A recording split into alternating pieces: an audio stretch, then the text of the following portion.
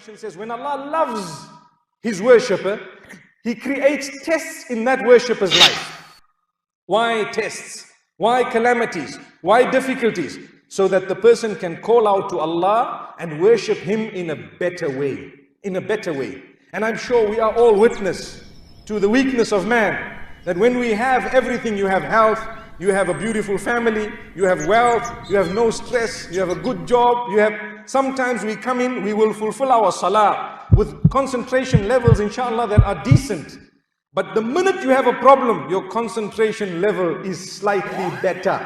The bigger the problem, the closer you are to Allah. So Allah says, when I love you and I want you to get closer to me, I just create a little bit of what you might term negativity in your life. But I know it is just because I want to bring you closer to me. Allahu Akbar. So, Inna Allah idha ahabba abdan ibtalahu. When Allah loves a slave of His, a worshipper of His, then Allah tests him. Allah puts these trials in his life.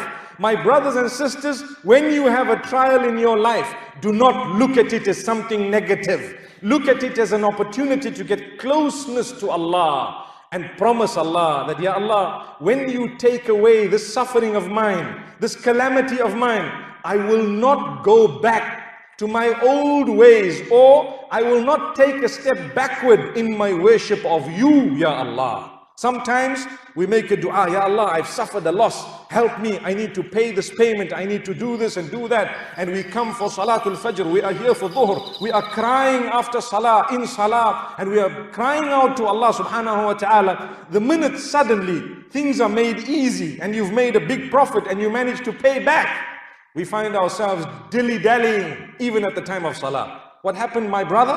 He says, no, my debt is paid now. My debt is paid now. So, were you worshipping Allah only because you had a problem? If that was the case, we really have a lot to correct within ourselves.